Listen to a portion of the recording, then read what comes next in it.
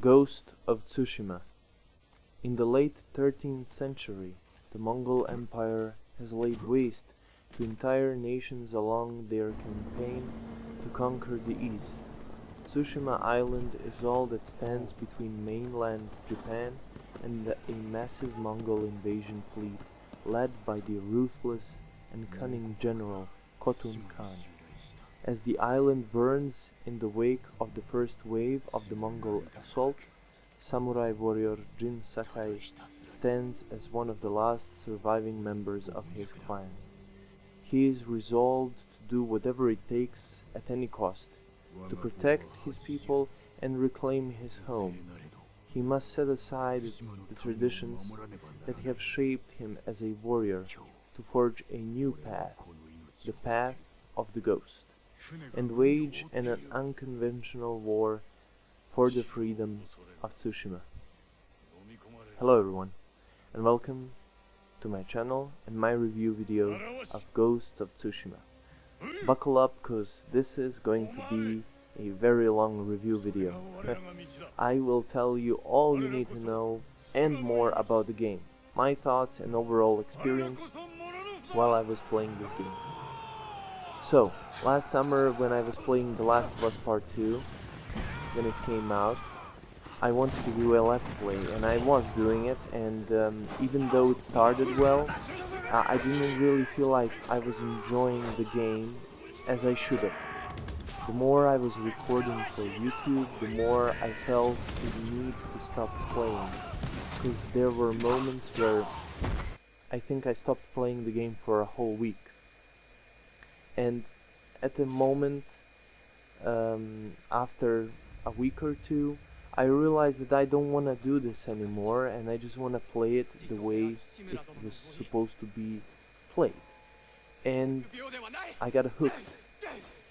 From its story and the core gameplay mechanics to its astonishing and beautiful graphics, and I was blown away, and I just had to go for the platinum on that game. And of course, if you're interested, you can check the link of the Last of Us Part 2 review in the description. But you may ask me right now, why am I telling you all about this? This is a Ghost of Tsushima review. Well, I had a similar thought about the Ghost of Tsushima. I really wanted to do a let's play. It's a really an anticipated title. I was really waiting for it for a very long time. I was really kind of excited. But I kind of realized that it will take me forever to finish it, and let alone find everything, do the platinum, and also have time to do drawing videos, do other reviews, because I was getting more keys, and also find time for myself. So I made a decision to play this game from start until I reach the platinum for the game. And also a disclaimer, I don't really go for platinum on every single game. I only do it for games that really amaze me and make me feel make me feel emotion in the game, if they touch me in a way, if it makes any sense, if they make me feel immersed in its world, if the game is that good. So for a month and a half I was playing the game, and I was playing until the very end, and I have to say bravo to Sucker Punch. I knew that the game was going to be special, and they didn't disappoint. And let me tell you, when the game was first announced, I wasn't really hooked. I really kind of didn't like it. That short trailer didn't say much, and it might seem like it was some kind of a fantasy samurai game, because all you can see is a guy and he would throw like a smoke and he would put a mask, and that's pretty much it. So it didn't really get me. And I was at that time kind of focusing on Sekiro, because Sekiro was about to come out. But when I found out that Sekiro was exactly like Dark Souls, I really didn't want any of it, because at that time I just finished Bloodborne, and I really had too much of that kind of games. I needed a break. It's kind of stressful. But when I saw the E3 gameplay footage of Ghost of Tsushima for the first time, I was amazed and really hyped for the game. And I couldn't believe that a game can really look that amazing. So it would really mean a lot to me if you could stick around until the end of this video, despite its length, because what I'm about to say about the game is my complete thoughts and the complete experience and the review. Also, if you like this kind of reviews, I can do them on AAA titles, so let me know in the comments below if you want more videos like this. And also, don't take my opinion as a fact, because everyone has their own way of seeing and experiencing games.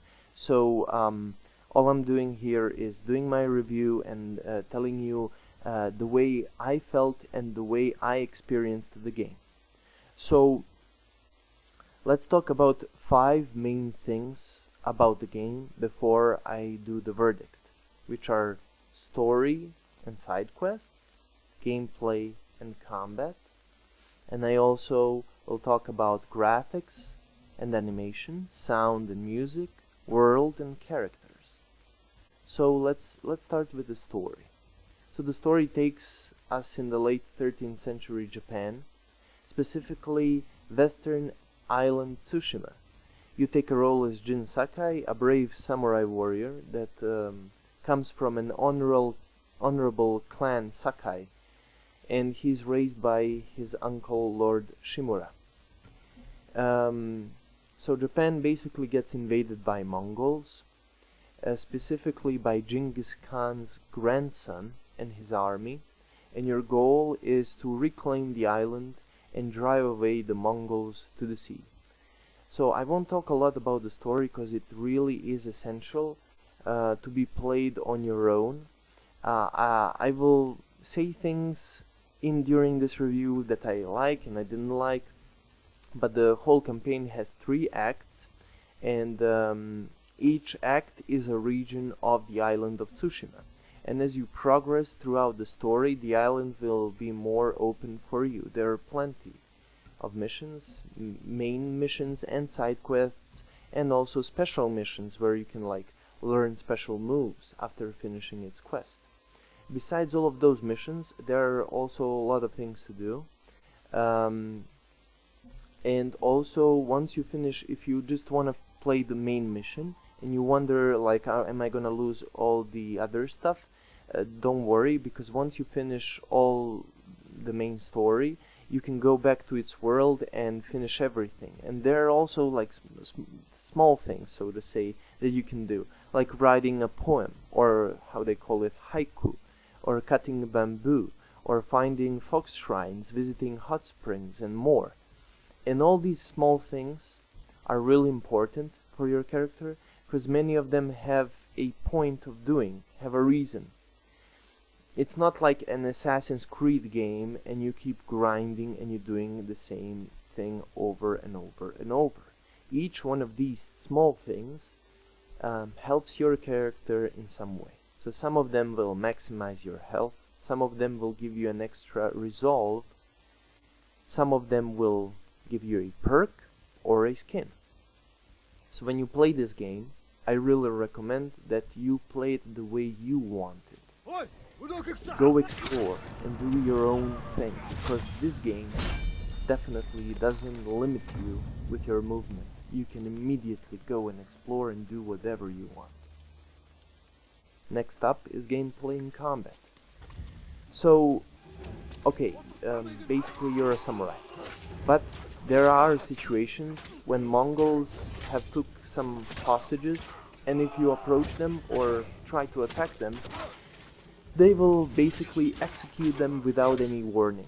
So Jin has no other option but to become the ghost, or a ninja, basically. So you are kind of stealthy and you sneak up enemy and you attack them from behind or from tall grass, or even distract them with some equipment that you have. And even though there was not a trophy for difficulty, I played this game on hard because I really wanted to experience the AI, and the combat is really great. The AI is good, and it's hard. It's really hard. Um, and what I want to say is that if the AI is great if you fight them, but if you go into tents or things like that, it doesn't really feel like they know anything about their surroundings, so you can easily run away or something like that. Which I mean, nothing is perfect, man. But it's really hard if you play it on hard. I don't know in medium because I didn't really try, but it's really hard because it later on it requires a skill. As you progress, you get skill points and you get different stances, and there are 4 stances. The way you hold your sword, and there are 4 different enemies. Like one has a sword, one is an archer, one guy has a spear, and then you have a brute, like a huge guy that either has a shield or two-handed weapon, which, you know, at the same time, that stance is much easier on that kind of an opponent. And as you go through the acts, there aren't new type of enemies.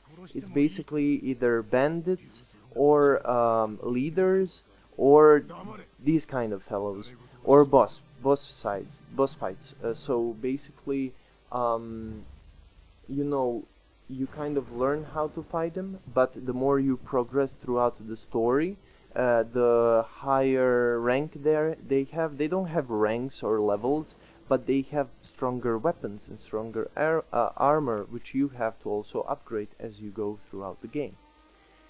So each stance you learn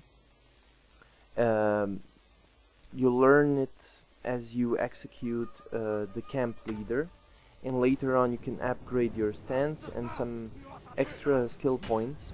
You can also have resolve. It's like that yellow circle that you see in the bottom left. And for example, when you approach an enemy for the first time, there's an option you can call them out, and that will lead to a duel. And then you just hold triangle and wait for their attack. Sometimes they will like try to attack you, but they won't. So it's kind of, if you make a mistake, you're gonna lose lots of health.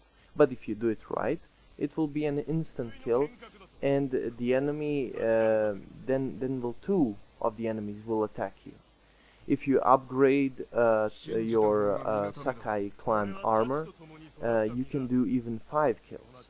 So revolve in that sense is important because you will get more of it the more you do this kind of stuff, and with it you can replenish your health, and of course you can lose it if you do like some special moves that you learn, as I said, in special missions. At first I thought that this kind of gameplay structure is going to be very complicated for me, but to be honest it wasn't really until I tried it out, and it is really fun to fight them. It's one of the best parts of this game. Like I was literally just riding the horse looking for some Mongols to kill. There are also like short and long bow, and there's lots of other stuff like from bombs to firecrackers to kunai that you can like use to your advantage. And there are many shops where you can upgrade your armor, where you can upgrade your weapons, and also like pockets where you can hold more items and things like that. Overall, combat is really excellent, and it has a very satisfaction level once you kill like many Mongols. It really feels good. So let's talk about graphics. So for some people, well, I don't understand how, but for some people this is more important than any other part of the game. But if you are that kind of a person, then you won't be disappointed, because this game looks good. I mean, it looks really good. But, you know, in my opinion, it doesn't really matter if graphically games look like hyper realistic, you know? Because even if the game has amazing graphics and if it has shitty gameplay, then what's the point of playing the game? The game has to be fun. and then the story, I think, and then the graphics, at least in my opinion. But this game did not disappoint. It truly is beautiful, and everything in it feels that I'm there. Each area of Tsushima is different, from like a bamboo forest to the winter north, to the red landscapes, to its beaches that are some of them empty and some of them full with dead warriors from invasion. The world is beautiful and alive at the same time, and you will always come up to the people and meet new people or enemies. And from sundown to sunrises, to riding your horse, to fighting huge amount of enemies, or just walking and taking pictures in an amazing photo mode, this game is beyond beautiful, and truly the developers have mastered the console and its limits. As the animation goes, everything feels nice and neat and satisfying. It feels great the way the way of the blade moves, you know, how samurai warriors are moving and they're swinging their swords. It really does feel like you're watching a movie. And did I mention that there is a Kurosawa mode? Yeah, you can basically play this game in black and white filter, and it really gives you a vibes of old samurai movies. And if you haven't, you have to check out Kurosawa movies. He's like a legendary director. So let's talk about now sound and music. So when it comes to the game, it takes on a role. If it takes a role in history, and it's really, I think, in my opinion, it's really important that they capture the way it was and the way people spoke. And this might sound weird, but I think for me it's really important, especially if it's a very important part of the history period, you know? So I played the game basically in Japanese. It felt better for me, and it felt more immersive and more believable. The sound in the game is pretty good, from clashing swords or hitting the shield or just cutting the enemy or just listening to the world around you, and the elements of wind and water and the fire and just the ambience of you know, walking through the village, you know, small details like playing your flute while riding your horse is a really nice touch. And the voice acting in the game is very well done. Well, I mean, the Japanese, not really, because the game was kind of focused on English, because the lip syncing isn't done that great. But for me, it didn't really matter. I still enjoyed played it in Japanese until the very end. Let's move to the world and characters. The world is huge, and the cast of characters is really big. Even though Tsushima Island isn't the biggest island in the world, or biggest gaming world overall, it is really beautiful, and the people you feel like they're there in their daily routines, and they're just working hard. And the characters, there are plenty of them, and they're very memorable ones, from Jin to Shimurai and Yuna and Taka and Lady Masako to Khotun Khan, and everyone feels very well scripted, so to say, like the way they, you know, made their character and their emotions. You start either liking them or hating them, you know, and you know, it really does feel like they have not rushed, and each storyline with like side quests and like special quests, like with Lady Masako, are really well done. So Ghost of Tsushima, for me, is a masterpiece. It's not perfect, like every single game. It has flaws, it has bugs, and it has glitches, just like every single game. Just like Skyrim, just like Witcher, just like The Last of Us Part 2, and just like Cyberpunk that is gonna come out. So, like for example, I don't know, like there are some weird things, like for example, horse can't cross the water, like in Red Dead Redemption you can. or it doesn't have a stamina, you know? But it was a different role of a horse in this game and Red Dead, so I can't really compare. It does spawn like roach, like in The Witcher, and in some areas, like when you walk, you can literally walk through the bamboo trees. Like there is literally no obstacle. But even though that there are glitches, that didn't really ruin my overall experience of the game. I played this game for around 80 hours, and that's how much it took me to get the platinum. And I experienced literally everything this game has to offer. I didn't play the multiplayer, I just played the tutorial, but this is a single player review. I think just for the single player, this game is worth its price and is definitely a perfect example of how Sony delivers their promise on their exclusives. Because let's be honest, the whole point of buying the consoles are the games. And thank you so much for watching. I will make a Game of the Year video for 2020 right after New Year. If we reach 500 subscribers by New Year, I will do a giveaway. If not, then when we reach 1,000 subscribers. Anyway, leave me your thoughts in the comments. If you are new, please subscribe and ring that bell for upcoming videos. I do reviews every single Wednesday. And let me know also, as I said before, if you like this kind of reviews or you would like me to return and do reviews as I did before. So thank you so much again for watching, and I will see you in the next video. Until then,